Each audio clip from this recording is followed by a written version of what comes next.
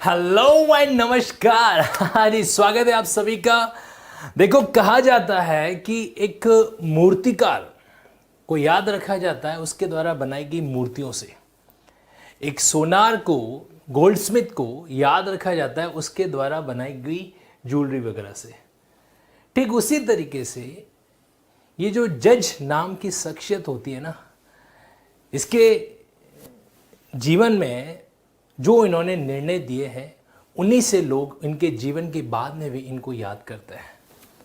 तो अब आज हम लोग भी क्या करेंगे, ऑनरेबल सुप्रीम कोर्ट के जो ऑनरेबल जज हैं जस्टिस मोहन एम सांतनागोदर, उनके ऐसे ही लैंडमार्क निर्णय के बारे में कुछ पहले शुरुआत में बातचीत करेंगे, ताकि हम लोग जो है अपने आप में अपने दिल से एक रेस्पेक्ट भी उनके प्रति जाहिर कर सकें और साथ ही साथ में कुछ ऐसे निर्णय हैं उनकी जानकारी भी हम लोग क्या कर सकें, ऑब्जर्व कर सकें।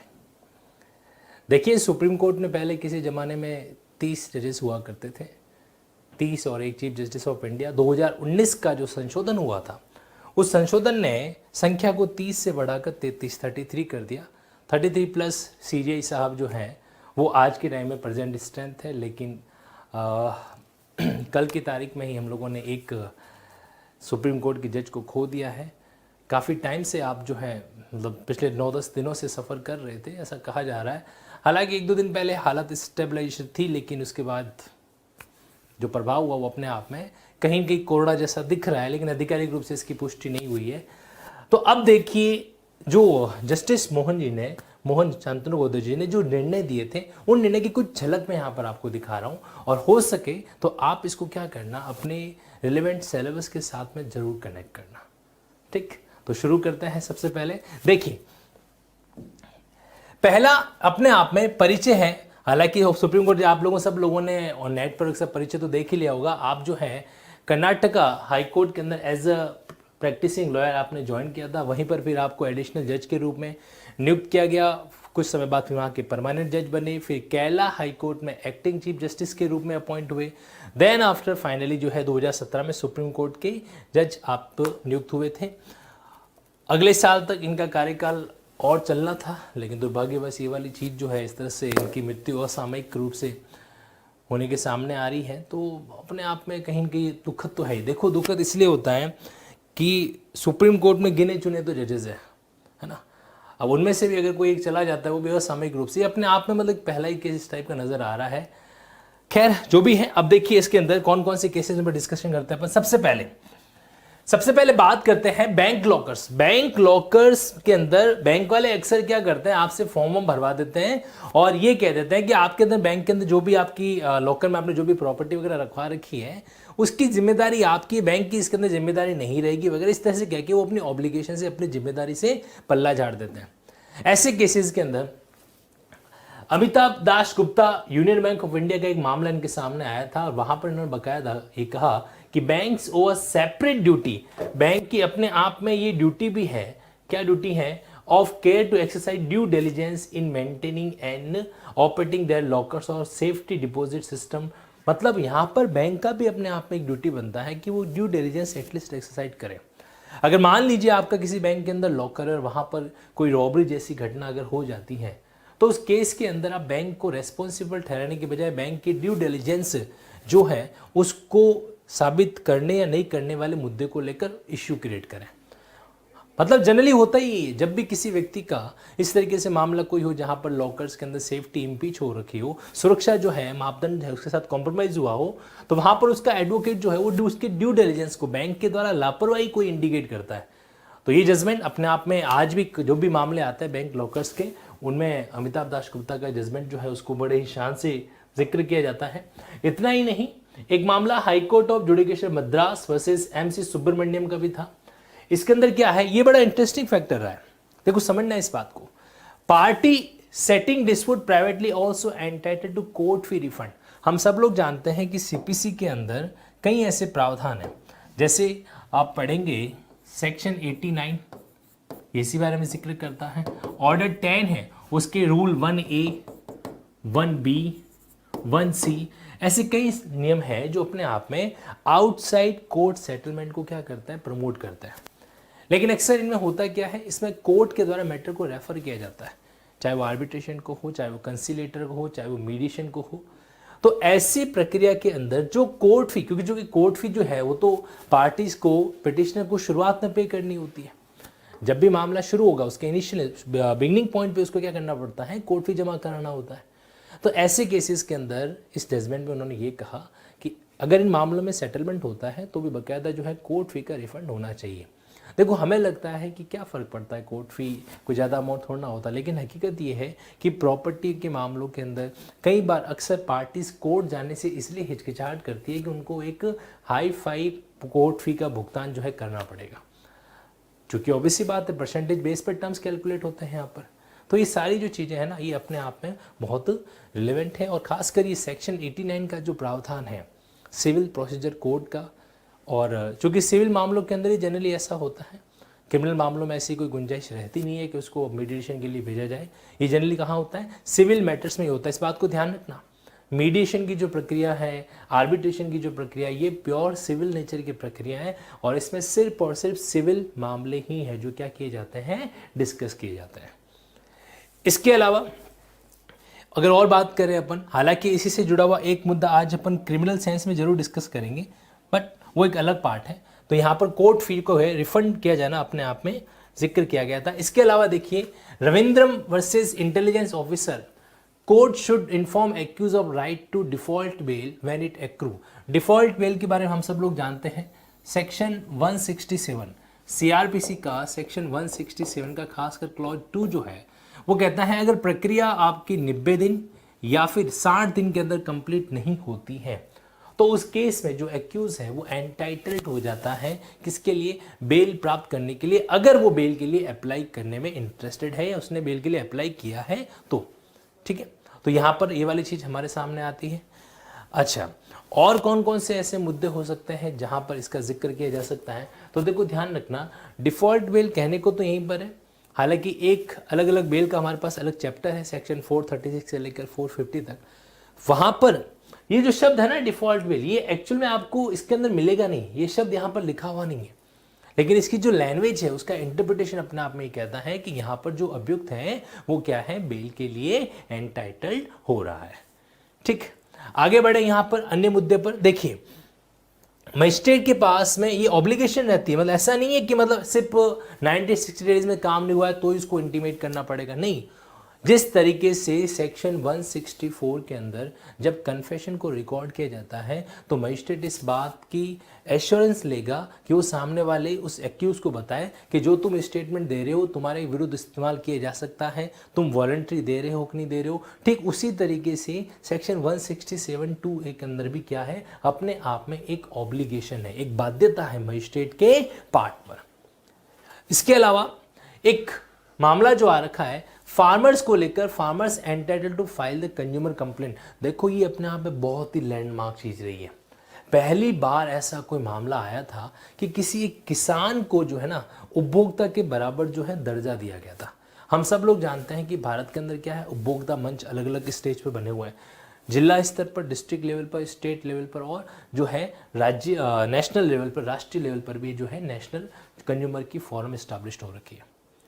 और सीधी सी बात है, इस बात में कोई दोहराई नहीं है कि जितना जल्दी और जितना तत्परता से जो डिसीजन आता है कंज्यूमर कोर्ट का, उतनी एक्सपीडियस ट्रायल नहीं हो पाती है कहाँ पर, सिविल कोर्ट्स वगैरह के अंदर।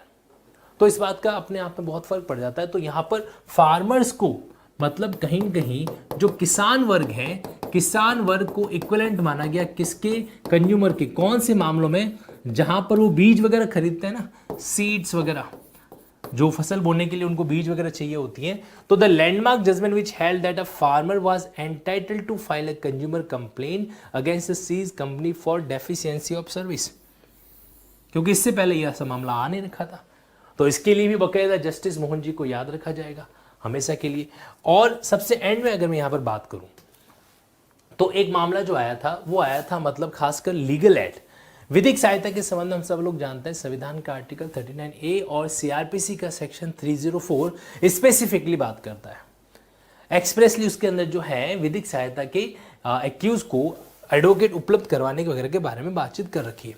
अब यहाँ पर इस मामले में शेख मुख्तियार बनाम आंध्र प्रदेश राज्य का क्या मैटर था ये, व्हेन एन एक्यूज, ध्यान से पढ़ना इस बात को, व्हेन एन एक्यूज इज अनरिप्रेजेंटेटिव, मतलब उसको कोई रिप्रेजेंट करने वाला नहीं हो।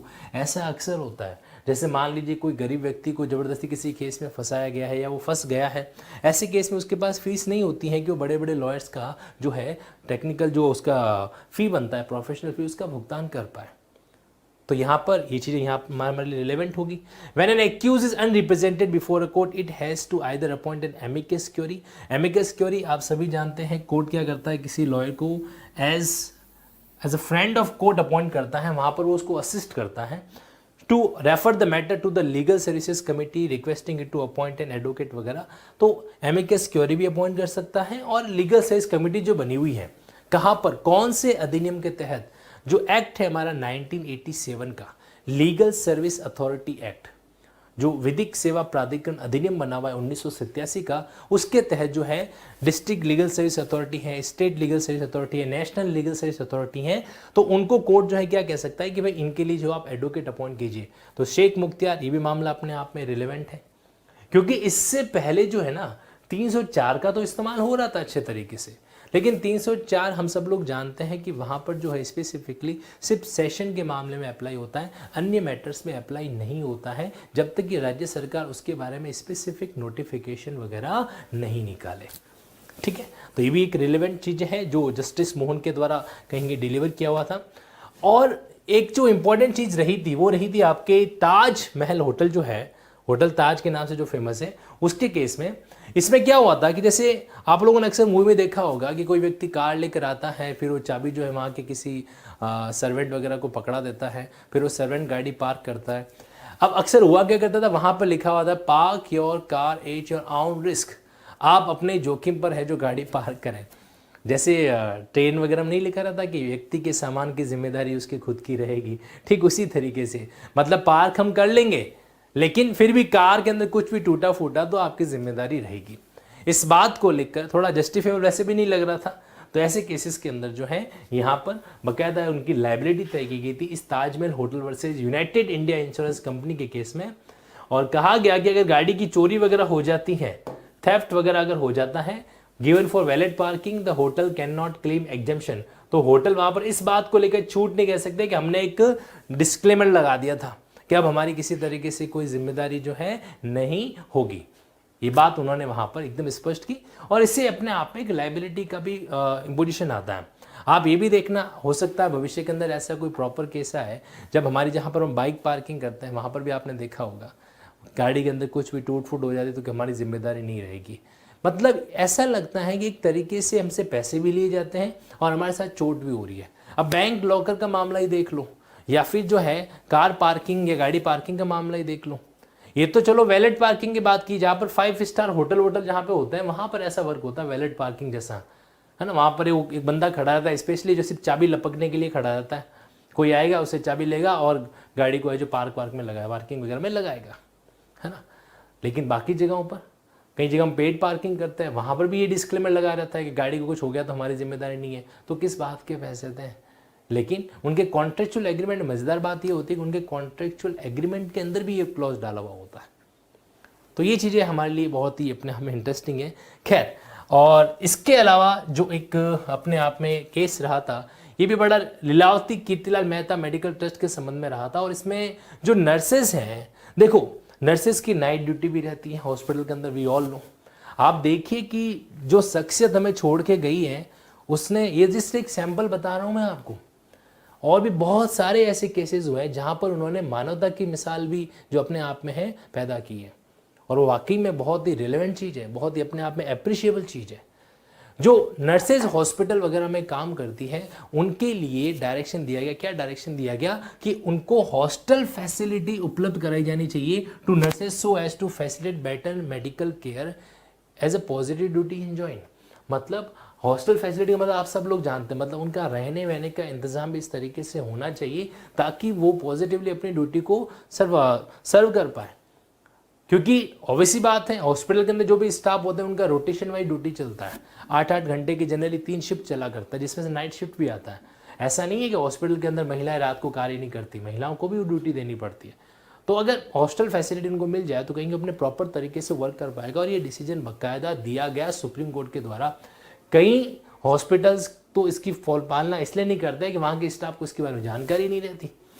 तो ये भी अपने आप में एक तरीके से देखा जाए तो लैंडमार्क जजमेंट की तरह है। Lilavati medical trust hospital versus unique Shanti developer के नाम से। और ये अपने आप में एक इंटरेस्टिंग फैक्टर जो हम लोग अक्सर देखते हैं, आपने देखा होगा कई बार क्या होता है कि कोई कपल है आपस में प्यार व्यार करता है, फाइनली घर वाले एग्री नहीं होते हैं घर वाले जो है एक तरीके से उनके उस लड़के के खिलाफ में केस लगा देते हैं कि उसने एब्डक्शन कर दिया, अपहरण कर दिया, और नहीं बैठता है तो फिर हैबियस कॉर्पस वगैरह ऐसी कई सारी चीज़ों को इस्तेमाल किया जाता है ना। और जब पुलिस जो है उस लड़के लड़की को पकड़ लेती है, कोर्ट के सामने लाती है, तो लड़की को अमूमन 100 में से 95 केसेस यही होते हैं कि उस लड़की को नारी निकेतन भेज दिया जाता है। वो लड़की कहती है मैं मेरे माता पिता के यहाँ पर नहीं जाऊँगी, ठीक है, तो वहाँ पर कोर्ट उसको लड़के के पास तो भेजता नहीं है और साथ साथ क्या कहते उसको नारी निकेतन भेज देता है। तो ऐसा ही एक मामला जस्टिस मोहन जी के सामने भी आया था और वो मामला बड़ा इंटरेस्टिंग भी था। इसमें क्या हुआ था कि जब उस तरीके से नारी निकेतन भेज दिया गया तो उस बंदे ने एक अलग पिटीशन फाइल कर दी। जस्टिस शांत गोदर अलाउड हैबियस कॉर्पस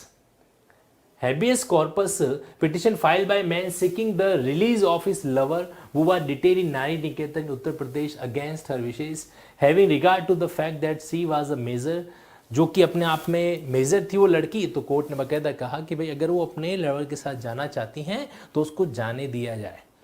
तो ये फैक्ट हमारे लिए क्या करता है, मैटर करता है। मतलब कहीं कहीं देखो रेयर केस होते हैं इस तरीके के। जनरली क्या होता है कि नारी निकेतन भेज दिया और कोर्ट अपनी औपचारिकताएं पूरी कर देता है, बट यहाँ पर एक कदम आगे बढ़ाया गया जस्टिस मोहन जी की तरफ से और वो अपने आप में एक रिलेवेंट फैक्टर की तरह जो है वर्क करता है।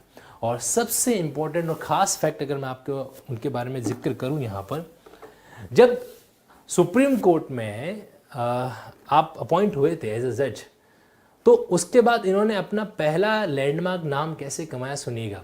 जैसे कोई भी व्यक्ति होता है, जैसे भारत की क्रिकेट टीम में सेलेक्ट हुआ वगैरह, तो सिर्फ सिलेक्शन होने से वो पॉपुलर नहीं होता। महेंद्र सिंह धोनी जब तक श्रीलंका के खिलाफ उसने जो है वो एक 183 वाला पारी नहीं खेला था, तब तक कहीं न कहीं उसके बारे में हम इतनी पॉपुलरिटी नहीं आइडेंटिफाई कर पा रहे थे श्रीलंका के खिलाफ या पाकिस्तान के खिलाफ। मतलब जैसे ही एक बैट्समैन ने शतक जड़ दिया, इसका मतलब वहाँ से पॉपुलर हो जाता है। उसी तरीके से जजेस के केस में भी होते हैं। जज का नाम कोई भी व्यक्ति तब याद रखता है जब कोई पॉपुलर मामला इस तरह का आए। ऐसा ही एक मामला इनकी लाइफ में एज ए सुप्रीम कोर्ट जज पहला जो आया था वो आया था लैंड एक्विजिशन का, भूमि अधिग्रहण का।